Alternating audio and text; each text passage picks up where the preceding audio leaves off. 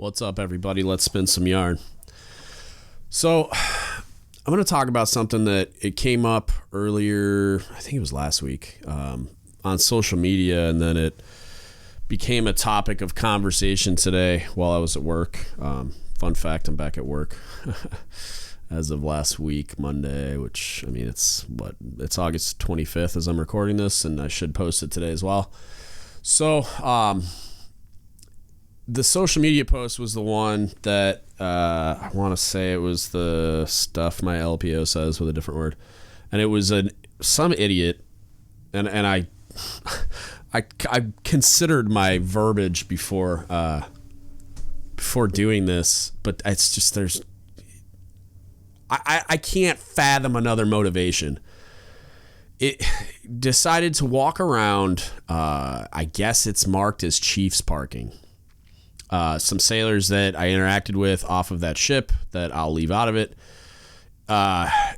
said that they were told for whatever reason that they were allowed to park in that parking area, and then came out to those flyers on their cars. And the flyer said basically that the sailor was illegally parking. It wasn't like a traffic ticket. It was literally just some stupid thing somebody printed off on the ship. Said they were legally parking and their license plate had been recorded, and then if they parked there again, they'd be towed.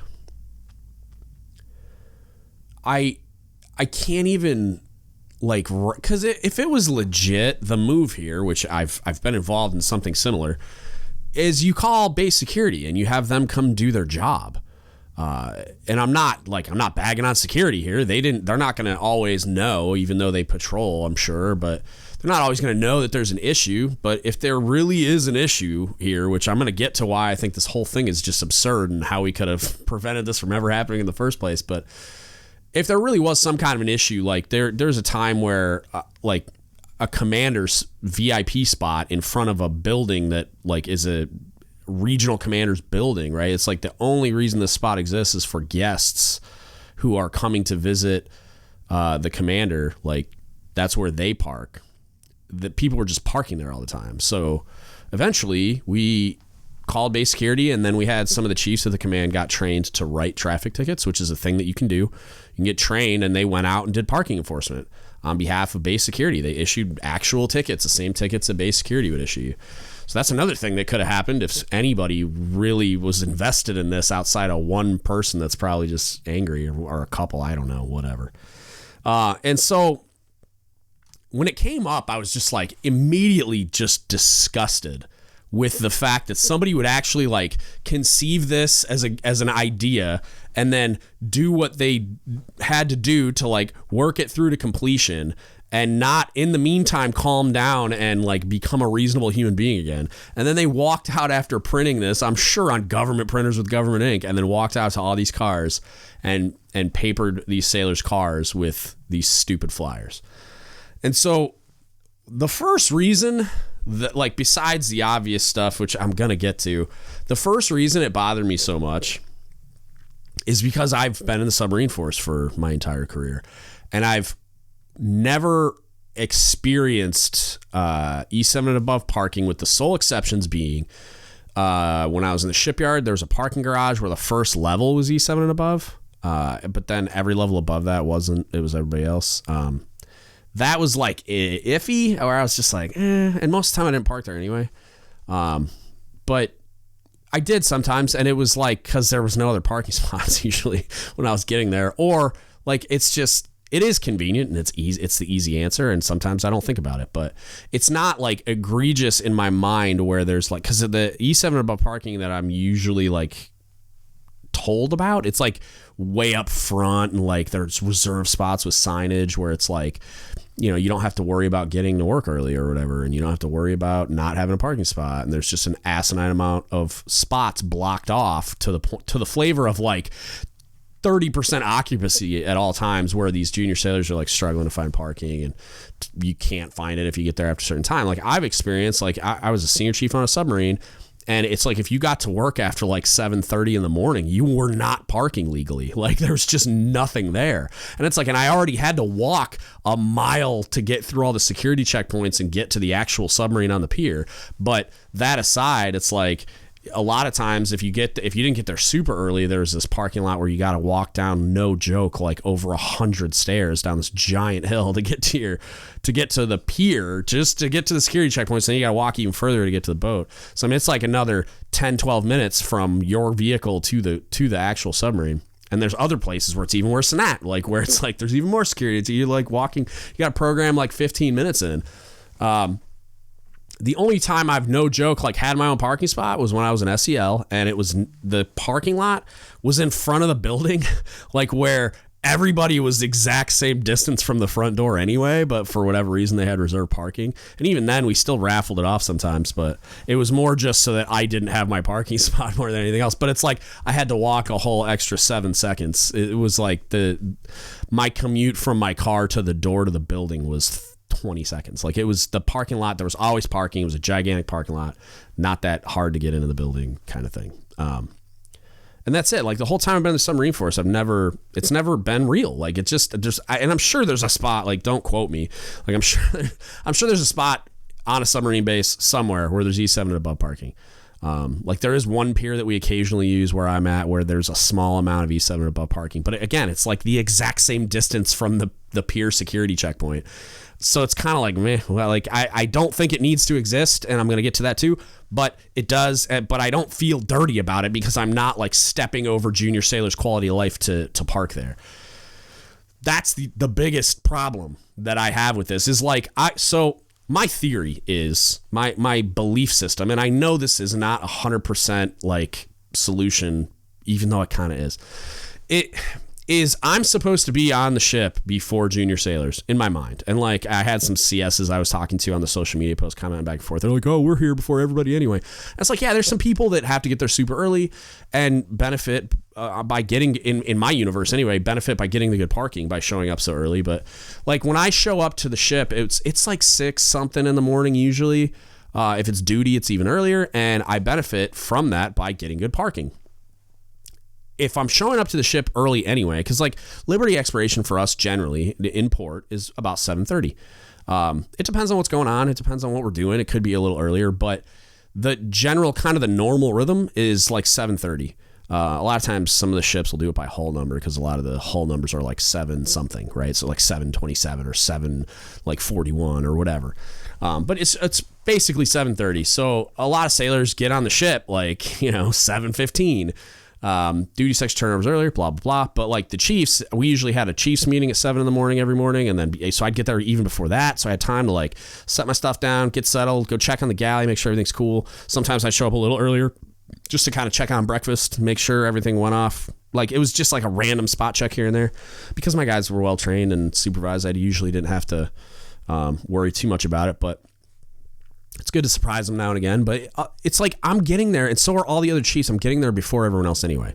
And so, I mean, the vast majority of officers are doing the same, at least in the submarine force. So it's like, what do we need parking for? And that may be why I'm not experiencing it that much in the submarine force.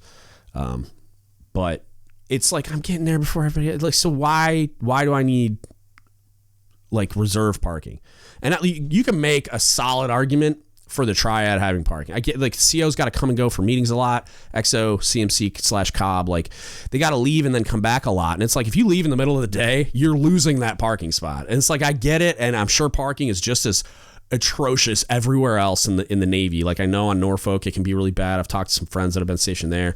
Other sailors, like I get it. Like, but if you leave that spot, you're screwed. So it's like, I understand the CO, XO, CMC, they got to be places. There's meetings. Their schedules are generally like just chocked full of all kinds of commitments that they need the flexibility to be able to leave and then come back and not be driving around the parking lot for an hour trying to find a parking spot. Not that their time is any more valuable than a junior sailor's, but the argument can be made, and I'm probably going to be like, yeah, all right, whatever. Like I get it, and I think it's probably necessary.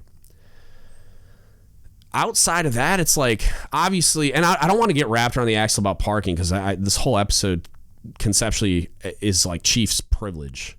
And I say that thinking to myself that and I don't want to get caught up in the political like use of privilege and the kind of some of the ongoing things in the world. That's not where I'm going with this, and that's not why I picked the word. I picked the word because there are and it's the appropriate term for a lot of the things that are associated with being a chief, and a lot of the things that junior sailors have issues with when they see chiefs doing chief things. Like we've talked about before on this podcast, like why do chiefs eat early?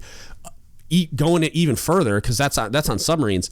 On other ships, like larger platforms, they have their own galley and their own mess.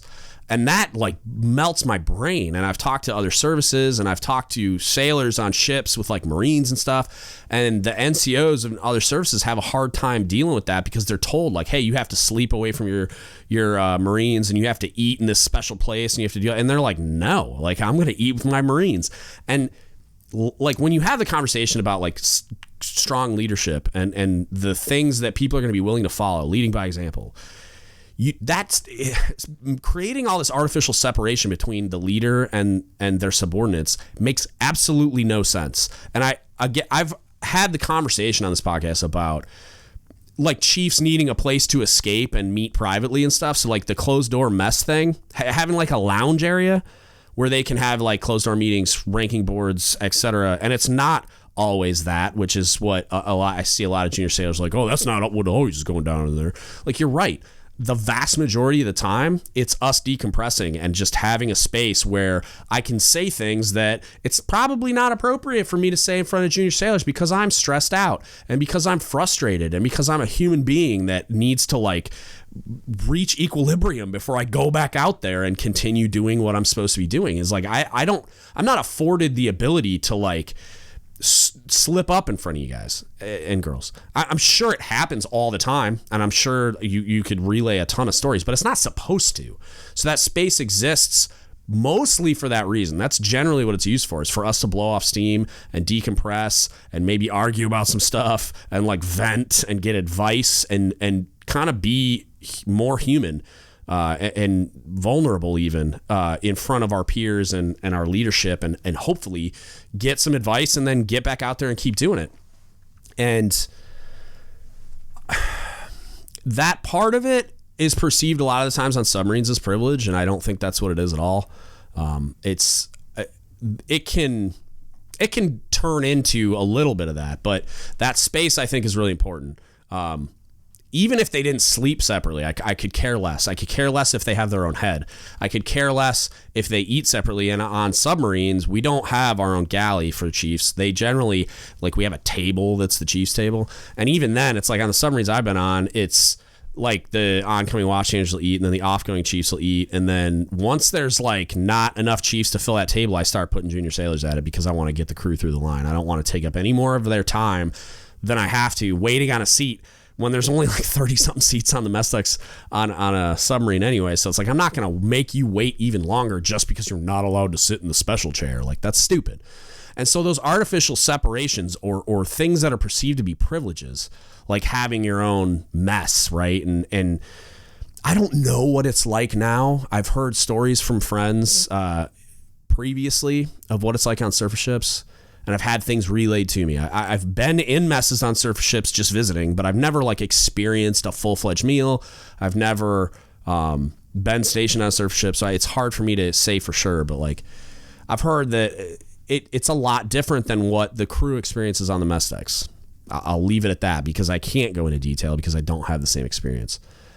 But it's like, why? Like, why is the experience much different, if at all? Like, I understand that there could be some things like the triad having parking that could be perceived as privilege, but really are practical, real world solutions to this person needs to have a more flexible schedule, and they can't. You know, obviously the parking problem as a whole should just get solved by building a bunch of parking garages or something. But like a junior sailor should not have to drive around for an hour trying to find a parking spot. And I've been there because there's no E7 above parking. If I got to leave to go somewhere and then come back to the boat, I've spent 45 minutes to an hour driving around in circles until someone left. Like, I've been there as a senior chief. I've been there. So it's like, I get that pain, and it's ridiculous, and I shouldn't have this problem, because it's like, you're telling me I got to come here to work. I got to park my car somewhere.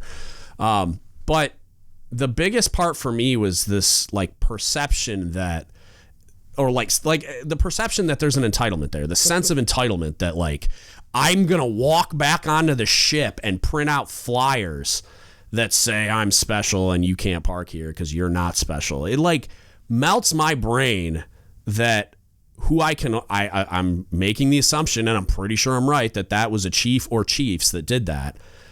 And it's just like, I can't imagine like seeing that and not flipping out.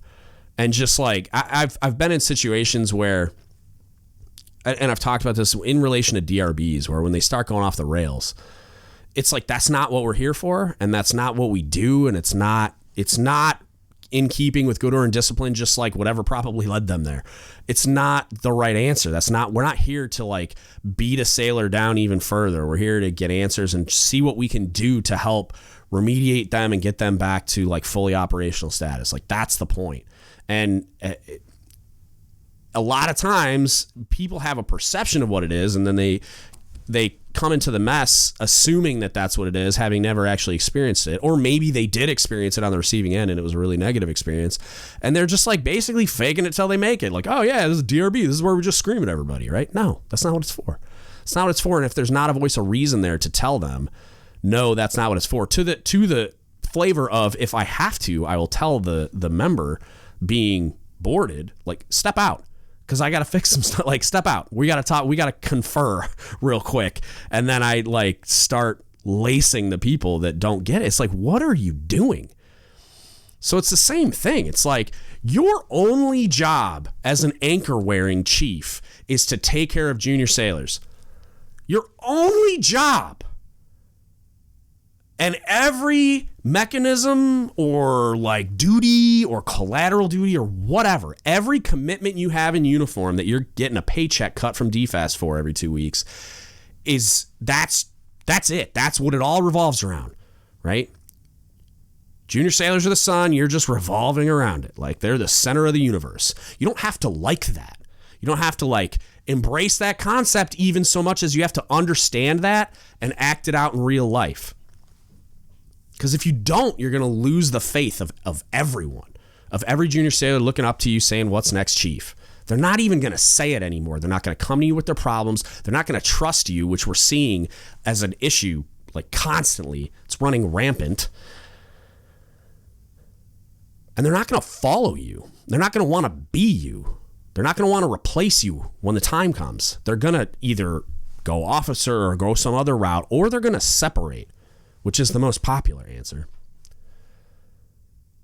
And it just blows my mind that somebody would do something like that, and that somebody believes that there is anything that could be defined as a privilege that you have some right to, that you're entitled to as a chief. The only thing you're entitled to is your paycheck every 2 weeks.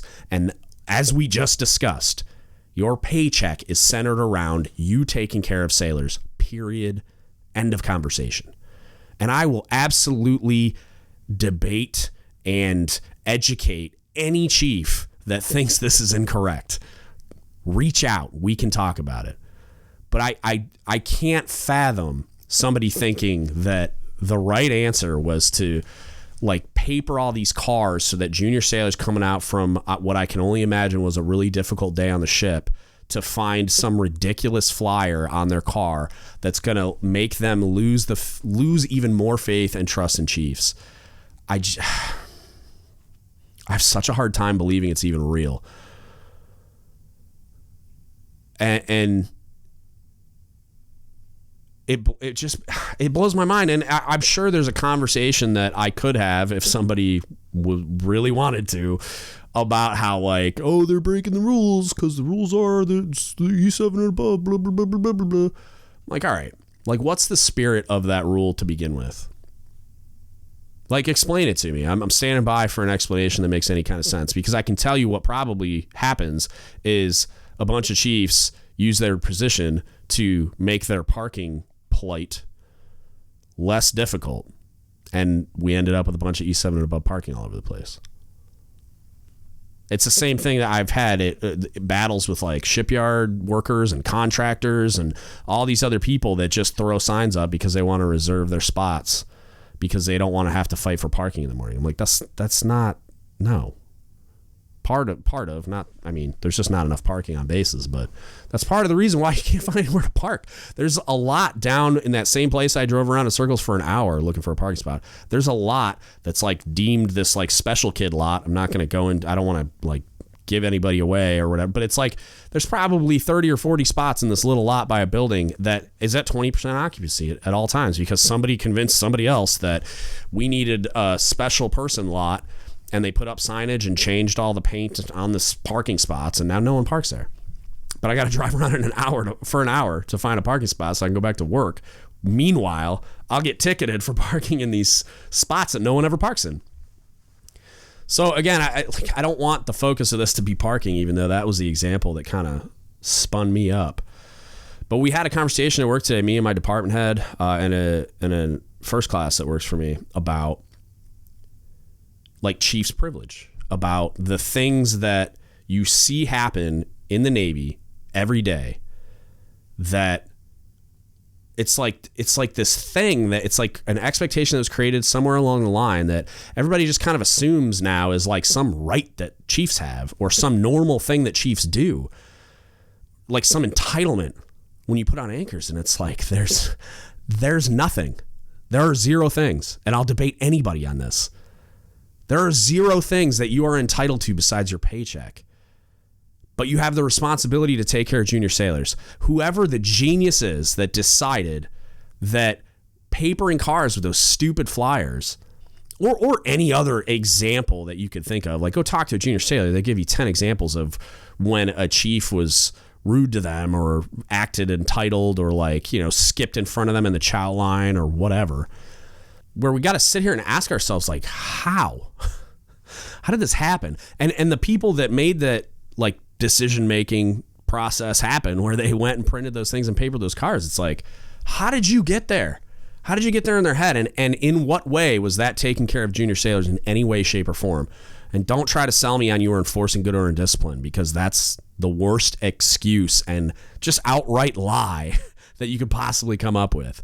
You were exercising anger because you weren't getting your entitlement that you perceive to exist, which does not. It's just some stupid sign that somebody decided to put up in a parking lot. And in reality, it shouldn't exist in the first place. And in some places it doesn't. And guess what? I don't burst into flames when I have to park my car a mile and a half from the submarine and get out and on a 90-degree day walk down to the submarine, and it takes me an extra 15 minutes and I'm sweating profusely by the time I get down there. And then, oh, by the way, when I leave, I have to do it again, and I have to hike up those 100 steps to my car. A lot of times I do it with junior sailors, and it's like, I can tell you in those moments, they feel a lot more relatable to chiefs. They feel a lot more like, yeah, we're the same. We're all submariners. We're all sailors. Like, they feel a lot more, a lot closer to us than they ever do when, oh yeah, chief leaves and they got to walk 20 yards to get to their car once they get off the pier, and Sailor X has to walk like down 3 piers or whatever to get to their car, or has to stand in a chow line for 40 minutes when you just walk in, sit down, and eat food that's probably better. Like, I challenge you to define those things in your daily existence and like take a real long, hard look at them and ask why they exist in the first place. Because the unfortunate souls, if and when I get medically cleared to go back to sea as a cob, I'm telling you, like, they're going to be eating with junior sailors. There's not going to be any such thing as a chief's table. Like, there's not going to be chief's parking. If I'll have a cob spot at somewhere at some point that will get raffled off to like the sailor of the week every week. I'm like, everything is going to get all those the small amount of like quote unquote privilege, because I like the stuff that happens on a submarine is barely in the ballpark. I think the eating early thing is stupid, and then maybe like them eating at their own table, which will probably in some ways it kind of happens anyway, where like groups of friends and coworkers will congregate at the same table. So you have like nukes at one table and like navigation guys at another table, just because they work in the same shop and they're friends, right? So you'll see some chiefs sit down together at some point, but I'm gonna like make it a mandate. Like, no, you don't sit next to each other. Go sit next to sailors that don't even work for you, and go out of your way to interact with them. That's how you build rapport with sailors. That's how you build trust and faith in the chief's mess, by sitting down and humanizing yourself a little bit. Share a meal. Like, you're underway, you're at sea, underway on nuclear power. Like, what are you going to do? Go play video games? Like just commiserate with other chiefs about the watch and all the admin you have to do and blibbity blue blah, like I got to do zone inspections? No, like sit down with some junior sailors, laugh a little bit, tell them something about yourself, like humanize yourself a little bit, make them understand that, yeah, no, we really are the same. We all came from the same place. I was a junior blue shirt at 1.2. I know it's hard to believe. Like I wasn't assembled from spare parts of the Senior Enlisted Academy. Like I wasn't born this way. Like I was created by going through a career and experiences that are much like, if not the same, as they're going through now. And you could tell sea stories and joke, and like if you humanize yourself, you become approachable, you build trust, and you build that faith that we so desperately need. I think I'm done ranting about this. I just got really frustrated today thinking about that, and then we started having that conversation, and I'm super easy to spin up if that's not already obvious. So I got a little fired up, and then I thought to myself, I got to record something on this. Initially, I was just going to let it lie at the social media post, but I'm interested to know, and I know there's some more stories out there. I have an entire Reddit thread from a while back where I solicited this type of input, but if you have stories like this or experiences like this and you want to talk about it, or you want me to work through it or respond to it in some kind of way on the podcast, hit us up. Don't give up the ship podcast at gmail.com. You can Facebook message us, Don't Give Up the Ship Podcast, or you can DM me on Instagram or Reddit, DGUTS Podcast, or at DGUTS Podcast, or whatever. Like it's all DGUTS Podcast on Reddit. There's a sub, and then you can find me as a user, and you can private message me there or DM me on Instagram. But yeah, if you got any questions, comments, concerns, or especially stories to relay or feelings on this or whatever, don't be shy. Hit us up. Next up, I have an officer programs outline I'm almost done with. I had a listener after Jeff Bayless and I did the So You Want to Be an Officer episode where we didn't really get into the like nitty gritty of the policy and program stuff. I'm going to do that. It's going to be long. It's probably going to be kind of dry, but it should be pretty useful to sailors that are interested in officer accession programs. And there's a lot of them that exist and a lot that sailors just don't know about or know much about. Probably heard of them, but don't really know what they are. So I'm going to cover all that in detail and then all kinds of links and references and such so that you can find what you need and find the resources to complete the application process and so on. So that's it. That's what I got for you today. Thank you so much for listening, and don't give up the ship.